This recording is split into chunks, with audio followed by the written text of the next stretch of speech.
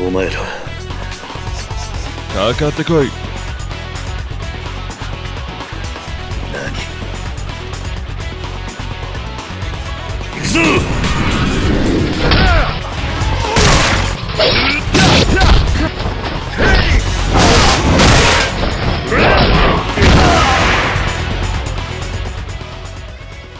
さあこれで文句はないな。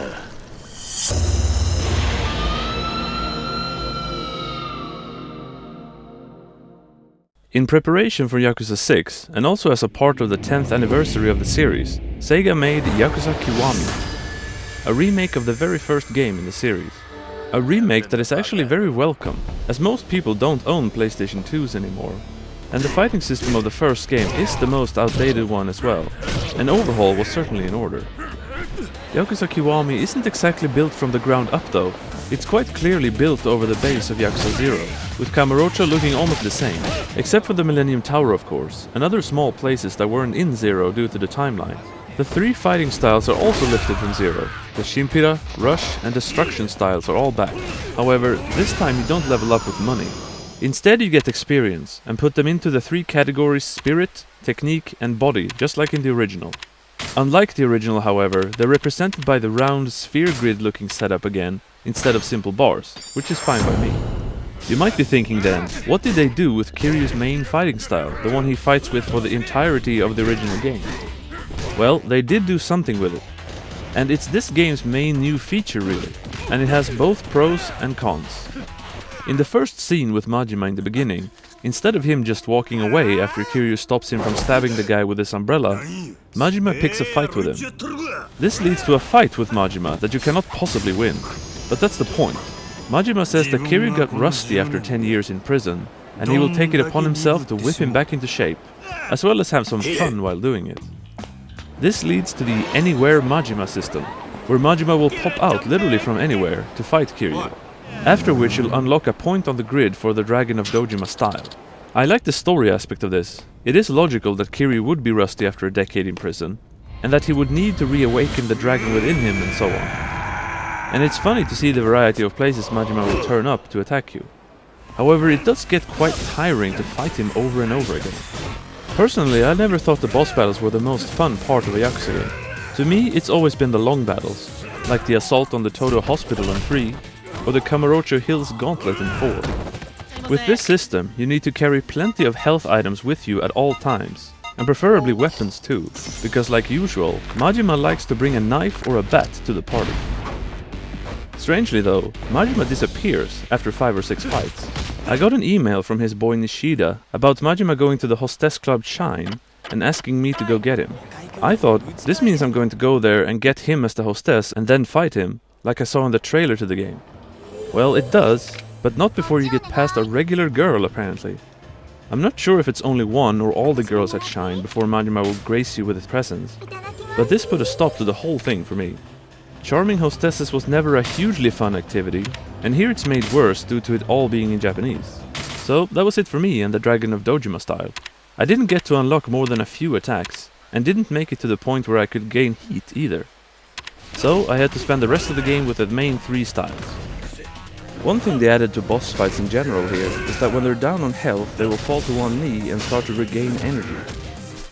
Then, depending on the color they give off, you're supposed to switch to the corresponding style and do a heat action on them.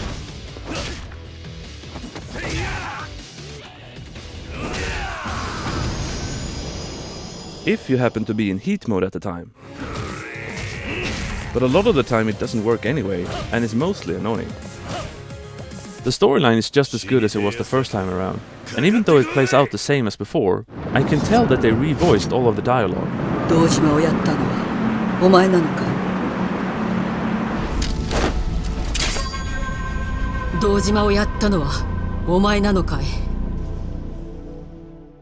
They did add one thing to the storyline, Nishiki's point of view.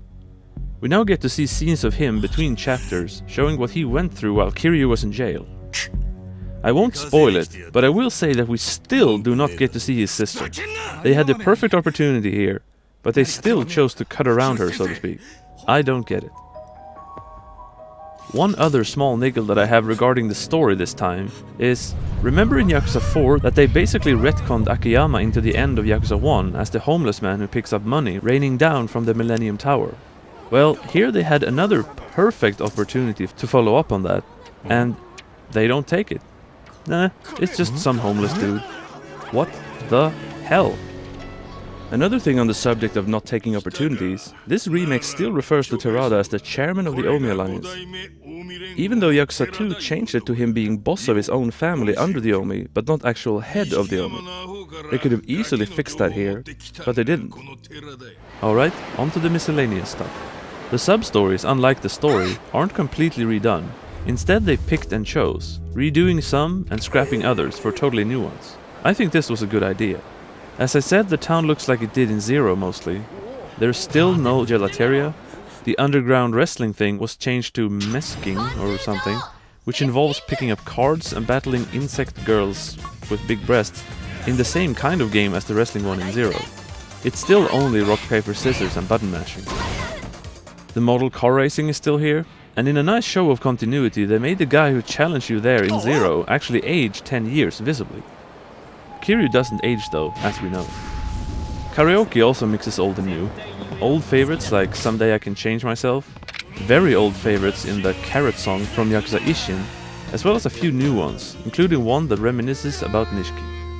The graphics are about what you'd expect, except they made Kiryu a little thinner than I expected, and his frown is even more prominent here. There are a lot of minor pop-in issues however, like on the NPCs. It's worse than it was in Yakuza 0, but note that I'm only comparing PS3 versions here, because that's what I have. The music is all remixed of course, and it's kind of hit and miss.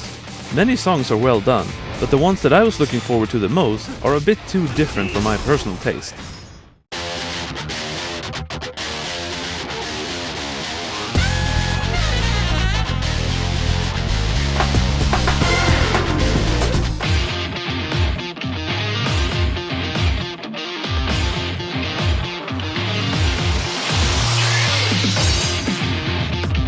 Yakuza Kiwami is a welcome addition as it validates thinking the original game was one of the very best. No more do you have to qualify it like, well, the fighting was a bit stiff, but because now it's definitely on par. The Anywhere Majima system to me is a little more trouble than it's worth, ultimately. I mean, think about this. To complete the Dragon of Dojima grid, you'd need to fight Majima a whopping 50 times, including the 2 included in the storyline. The story additions to Kiwami flesh out Nishiki's side of things, which is very welcome, and we now have a more full picture of him and Kiryu's relationship, which is great. I don't know about you, but I definitely want a remake of Yakuza 2 made in this manner. ほなまたなキリュウちゃん楽しみにしとってやワクワクするで